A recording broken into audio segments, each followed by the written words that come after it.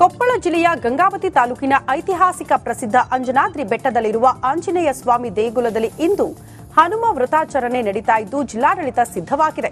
ಈಗಾಗಲೇ ವಿವಿಧ ಜಿಲ್ಲೆ ರಾಜ್ಯಗಳಿಂದ ಆಗಮಿಸುತ್ತಿರುವ ಮಾಲಾಧಾರಿಗಳು ವಿವಿಧ ಸ್ಥಳಗಳಲ್ಲಿ ವಾಸ್ತವ್ಯ ಹೂಡಿದ್ದಾರೆ. ಬೆಳಗ್ಗೆ 4 ಗಂಟೆಯಿಂದ ತುಂಗಭದ್ರಾ ನದಿಯಲ್ಲಿ ಸ್ನಾನ ಮಾಡಿ ಮೆಟ್ಟಿಲುಗಳನ್ನು ಹತ್ತಿ ಮಾಲೆ ವಿಸರ್ಜನೆ ಮಾಡುತ್ತಿದ್ದಾರೆ. ವಿದ್ಯುತ್ ದೀಪಗಳು ಮತ್ತು ಹೂವಿನ ಅಲಂಕಾರದಿಂದ ಅಲಂಕೃತಗೊಂಡಿದೆ. ಬೆಟ್ಟದ ಕೆಳಭಾಗದಲ್ಲಿ ಭಕ್ತರಿಗೆ ಸ್ನಾನದ ವ್ಯವಸ್ಥೆ, ಕುಡಿಯೋ ನೀರು, ಪ್ರಸಾದದ ವ್ಯವಸ್ಥೆಯನ್ನು ಮಾಡಲಾಗಿದೆ.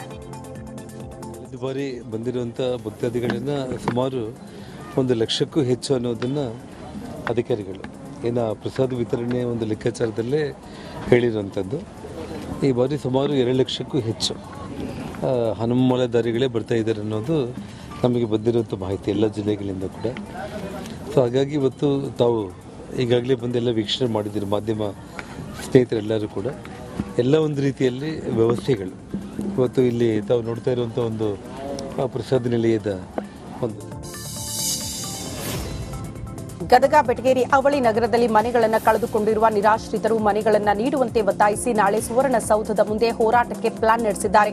ಗದಗ ನಗರದ ಗಂಡಿಮಡಿ ಪ್ರದೇಶದಲ್ಲಿ 3630 ಮನೆಗಳನ್ನು ನಿರ್ಮಾಣ ಮಾಡುವ ಯೋಜನೆ ಕೈಗೆತ್ತಿಕೊಳ್ಳಲಾಗಿದೆ.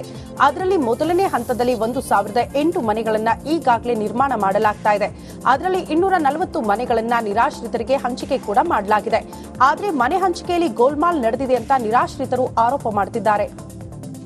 ಈಗಾಗಲೇ ಗದಗ ನಗರದಲ್ಲಿ PM ಪ್ರಧಾನಮಂತ್ರಿ ಆವಾಸ್ ಯೋಜನೆಯಡಿಯಲ್ಲಿ 3630 ಮನೆಗಳು ಮಂಜೂರಾಗಿದೆ. ಅದರಲ್ಲಿ ಒಂದೇ ಹಂತವಾಗಿ 1008 ಮನೆ ಈಗಾಗಲೇ G+1 ಗಂಗಿಮಡಿಯಲ್ಲಿ ಮನೆ ಕಟ್ತಾ ಇದ್ದಾರೆ.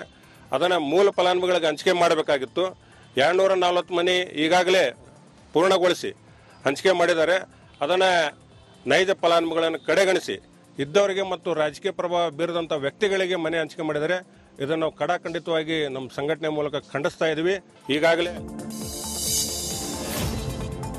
ಬಾಗಲಕೋಟೆಯಲ್ಲಿ ಕೃಷ್ಣಾ ಮೇಲ್ದಂಡೆ ಯೋಜನೆ ಪೂರ್ಣಗೊಳಿಸುವಂತೆ ಆಗ್ರಹಿಸಿ ಕಳೆದ 10 ದಿನಗಳಿಂದಲೂ ಅಹೋರಾತ್ರಿ ಧರಣಿ ಸತ್ಯಾಗ್ರಹ ನಡೆಸಲಾಗ್ತಾ ಇದೆ. ಹೋರಾಟಕ್ಕೆ ವಿವಿಧ ಸಂಘ ಸಂಸ್ಥೆಗಳು, ಎಲ್ಲ ರಾಜಕೀಯ ಪಕ್ಷಗಳ ನಾಯಕರು ಬೆಂಬಲ ನೀಡುತ್ತಿದ್ದಾರೆ. ಹೋರಾಟದ 10ನೇ ದಿನಕ್ಕೆ ಕಾಲಿಟ್ಟಿದ್ದು ನಿನ್ನೆ ನಡೆದ ಹೋರಾಟದಲ್ಲಿ ಶ್ರೀಶೈಲ ಜಗದ್ಗುರುಗಳು ಸಹ ಭಾಗಿಯಾಗಿ ಬೆಂಬಲ ನೀಡಿದ್ರು. ಯೋಜನೆ ಪೂರ್ಣಗೊಳಿಸಿ ಇಲ್ಲ ಉತ್ತರ ಕರ್ನಾಟಕ ಪ್ರತ್ಯೇಕ ರಾಜ್ಯ ಕೊಡಿ ಅಂತ ಶ್ರೀಗಳು ಆಗ್ರಹಿಸಿದ್ದಾರೆ. ಕೃಷ್ಣಾ ಮೇಲ್ದಂಡೆ ಯೋಜನೆ ಸಂತ್ರಸ್ತರ ಹೋರಾಟಕ್ಕೆ ಬೇಕೇ ಬೇಕು,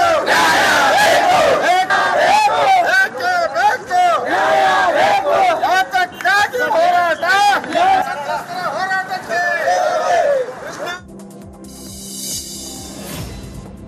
ಚಿತ್ರದುರ್ಗ ಜಿಲ್ಲೆ ಮೊಳಕಾಲ್ಮೂರು ಪಟ್ಟಣ ಪಂಚಾಯಿತಿ ವ್ಯಾಪ್ತಿಯ ದವಳಪ್ಪನ ಕುಂಟೆ ಅವನತಿ ಎತ್ತ ಸಾಗ್ತಾ ಇದೆ.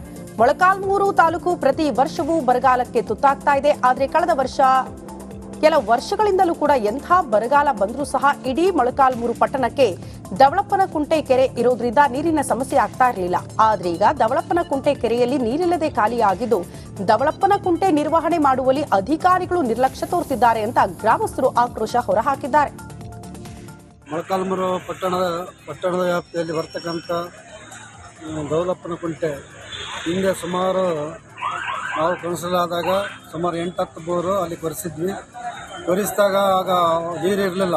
ಆಗ ಮೊಳಕಾಲ್ಮೂರು ಕುಡಿಯೋಕ್ಕೆ ನೀರಿರಲಿಲ್ಲ, ಜನಕ್ಕೆ ಉಪಯೋಗ ಆಗಲ್ಲ ಅಂತೇಳಿ ಅದನ್ನು ಹ್ಯಾಂಡ್ಓವರ್ ತಗೊಂಡು ಇಡೀ ಕುಂಟೆನ ಹ್ಯಾಂಡ್ಓವರ್ ತಗೊಂಡು ಎಲ್ಲ ಸ್ವಚ್ಛತೆ ಎಲ್ಲ ಕಾಪಾಡ್ತೀವಿ.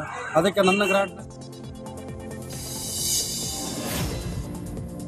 ಯಾದಗಿರಿಯ ಗುರುಮಠಕಲ್ ತಾಲೂಕಿನ ಅಲ್ಲಿಪುರ ತಾಂಡ ಸೇರಿ ಕಾಡಂಚಿನ ಗ್ರಾಮಗಳಲ್ಲಿನ ಜಮೀನಿಗೆ ಕಾಡು ಹಂದಿ ನುಗ್ಗಿ ಬೆಳೆ ನಾಶ ಮಾಡ್ತಾ ಇದೆ.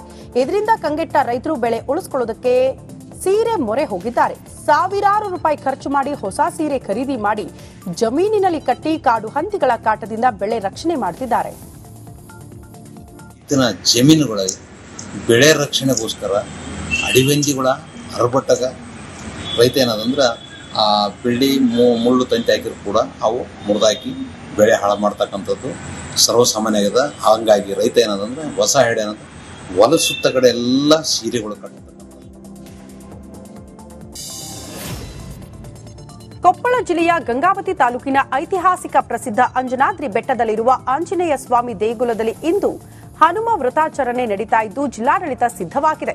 ಈಗಾಗಲೇ ವಿವಿಧ ಜಿಲ್ಲೆ ರಾಜ್ಯಗಳಿಂದ ಆಗಮಿಸುತ್ತಿರುವ ಮಾಲಾಧಾರಿಗಳು ವಿವಿಧ ಸ್ಥಳಗಳಲ್ಲಿ ವಾಸ್ತವ್ಯ ಹೂಡಿದ್ದಾರೆ. ಬೆಳಗ್ಗೆ 4 ಗಂಟೆಯಿಂದ ತುಂಗಭದ್ರಾ ನದಿಯಲ್ಲಿ ಸ್ನಾನ ಮಾಡಿ ಮೆಟ್ಟಿಲುಗಳನ್ನು ಹತ್ತಿ ಮಾಲೆ ವಿಸರ್ಜನೆ ಮಾಡುತ್ತಿದ್ದಾರೆ.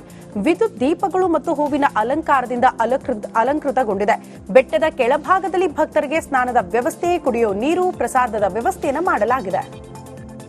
ಕಳೆದ ಬಾರಿ ಬಂದಿರುವಂಥ ಭಕ್ತಾದಿಗಳನ್ನ ಸುಮಾರು 1 ಲಕ್ಷಕ್ಕೂ ಹೆಚ್ಚು ಅನ್ನೋದನ್ನ ಅಧಿಕಾರಿಗಳು ಪ್ರಸಾದ ವಿತರಣೆ ಒಂದು ಲೆಕ್ಕಾಚಾರದಲ್ಲೇ ಹೇಳಿರುವಂಥದ್ದು. ಈ ಬಾರಿ ಸುಮಾರು 2 ಲಕ್ಷಕ್ಕೂ ಹೆಚ್ಚು ಹನುಮ ಮಾಲಾಧಾರಿಗಳೇ ಬರ್ತಾ ಇದ್ದಾರೆ ಅನ್ನೋದು ನಮಗೆ ಬಂದಿರುವಂಥ ಮಾಹಿತಿ ಎಲ್ಲ ಜಿಲ್ಲೆಗಳಿಂದ ಕೂಡ. ಸೊ ಹಾಗಾಗಿ ಇವತ್ತು ತಾವು ಈಗಾಗಲೇ ಬಂದೆಲ್ಲ ವೀಕ್ಷಣೆ ಮಾಡಿದ್ದೀರಿ, ಮಾಧ್ಯಮ ಸ್ನೇಹಿತರೆಲ್ಲರೂ ಕೂಡ. ಎಲ್ಲ ಒಂದು ರೀತಿಯಲ್ಲಿ ವ್ಯವಸ್ಥೆಗಳು ಇವತ್ತು ಇಲ್ಲಿ ತಾವು ನೋಡ್ತಾ ಇರುವಂಥ ಒಂದು ಪ್ರಸಾದ ನಿಲಯದ ಒಂದು ಗದಗ ಬೆಟಗೇರಿ ಅವಳಿ ನಗರದಲ್ಲಿ ಮನೆಗಳನ್ನು ಕಳೆದುಕೊಂಡಿರುವ ನಿರಾಶ್ರಿತರು ಮನೆಗಳನ್ನು ನೀಡುವಂತೆ ಒತ್ತಾಯಿಸಿ ನಾಳೆ ಸುವರ್ಣಸೌಧದ ಮುಂದೆ ಹೋರಾಟಕ್ಕೆ ಪ್ಲಾನ್ ನಡೆಸಿದ್ದಾರೆ. ಗದಗ ನಗರದ ಗಂಡಿಮಡಿ ಪ್ರದೇಶದಲ್ಲಿ 3630 ಮನೆಗಳನ್ನು ನಿರ್ಮಾಣ ಮಾಡುವ ಯೋಜನೆ ಕೈಗೆತ್ತಿಕೊಳ್ಳಲಾಗಿದೆ. ಅದರಲ್ಲಿ ಮೊದಲನೇ ಹಂತದಲ್ಲಿ 1008 ಮನೆಗಳನ್ನು ಈಗಾಗಲೇ ನಿರ್ಮಾಣ ಮಾಡಲಾಗ್ತಾ ಇದೆ. ಅದರಲ್ಲಿ 240 ಮನೆಗಳನ್ನು ನಿರಾಶ್ರಿತರಿಗೆ ಹಂಚಿಕೆ ಕೂಡ ಮಾಡಲಾಗಿದೆ. ಆದರೆ ಮನೆ ಹಂಚಿಕೆಯಲ್ಲಿ ಗೋಲ್ಮಾಲ್ ನಡೆದಿದೆ ಅಂತ ನಿರಾಶ್ರಿತರು ಆರೋಪ ಮಾಡುತ್ತಿದ್ದಾರೆ. ಈಗಾಗಲೇ ಗದಗ ನಗರದಲ್ಲಿ PM ಪ್ರಧಾನಮಂತ್ರಿ ಆವಾಸ್ ಯೋಜನೆಯಡಿಯಲ್ಲಿ 3630 ಮನೆಗಳು ಮಂಜೂರಾಗಿದೆ. ಅದರಲ್ಲಿ ಒಂದನೇ ಹಂತವಾಗಿ 1008 ಮನೆ ಈಗಾಗಲೇ G+1 ಗಂಗಿಮಡಿಯಲ್ಲಿ ಮನೆ ಕಟ್ತಾ ಇದ್ದಾರೆ. ಅದನ್ನು ಮೂಲ ಫಲಾನುಭವಿಗಳಿಗೆ ಹಂಚಿಕೆ ಮಾಡಬೇಕಾಗಿತ್ತು. 240 ಮನೆ ಈಗಾಗಲೇ ಪೂರ್ಣಗೊಳಿಸಿ ಹಂಚಿಕೆ ಮಾಡಿದ್ದಾರೆ. ಅದನ್ನು ನೈಜ ಫಲಾನುಭವಿಗಳನ್ನು ಕಡೆಗಣಿಸಿ ಇದ್ದವರಿಗೆ ಮತ್ತು ರಾಜಕೀಯ ಪ್ರಭಾವ ಬೀರದಂಥ ವ್ಯಕ್ತಿಗಳಿಗೆ ಮನೆ ಹಂಚಿಕೆ ಮಾಡಿದ್ದಾರೆ. ಇದನ್ನು ನಾವು ಕಡಾಖಂಡಿತವಾಗಿ ನಮ್ಮ ಸಂಘಟನೆ ಮೂಲಕ ಖಂಡಿಸ್ತಾ ಇದ್ದೀವಿ. ಈಗಾಗಲೇ ಬಾಗಲಕೋಟೆಯಲ್ಲಿ ಕೃಷ್ಣಾ ಮೇಲ್ದಂಡೆ ಯೋಜನೆ ಪೂರ್ಣಗೊಳಿಸುವಂತೆ ಆಗ್ರಹಿಸಿ ಕಳೆದ 10 ದಿನಗಳಿಂದಲೂ ಅಹೋರಾತ್ರಿ ಧರಣಿ ಸತ್ಯಾಗ್ರಹ ನಡೆಸಲಾಗ್ತಾ ಇದೆ. ಹೋರಾಟಕ್ಕೆ ವಿವಿಧ ಸಂಘ ಸಂಸ್ಥೆಗಳು, ಎಲ್ಲ ರಾಜಕೀಯ ಪಕ್ಷಗಳ ನಾಯಕರು ಬೆಂಬಲ ನೀಡುತ್ತಿದ್ದಾರೆ. ಹೋರಾಟದ 10ನೇ ದಿನಕ್ಕೆ ಕಾಲಿಟ್ಟಿದ್ದು ನಿನ್ನೆ ನಡೆದ ಹೋರಾಟದಲ್ಲಿ ಶ್ರೀಶೈಲ ಜಗದ್ಗುರುಗಳು ಸಹ ಭಾಗಿಯಾಗಿ ಬೆಂಬಲ ನೀಡಿದ್ರು. ಯೋಜನೆ ಪೂರ್ಣಗೊಳಿಸಿ ಇಲ್ಲ ಉತ್ತರ ಕರ್ನಾಟಕ ಪ್ರತ್ಯೇಕ ರಾಜ್ಯ ಕೊಡಿ ಅಂತ ಶ್ರೀಗಳು ಆಗ್ರಹಿಸಿದ್ದಾರೆ. ಕೃಷ್ಣಾ ಮೇಲ್ದಂಡೆ ಯೋಜನೆ ಸಂತ್ರಸ್ತರ ಹೋರಾಟಕ್ಕೆ ಬೇಕೇ ಬೇಕು,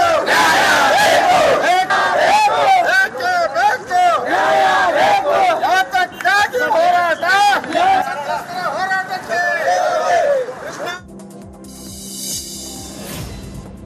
ಚಿತ್ರದುರ್ಗ ಜಿಲ್ಲೆ ಮೊಳಕಾಲ್ಮೂರು ಪಟ್ಟಣ ಪಂಚಾಯಿತಿ ವ್ಯಾಪ್ತಿಯ ದವಳಪ್ಪನ ಕುಂಟೆ ಅವನತಿ ಎತ್ತ ಸಾಗ್ತಾ ಇದೆ.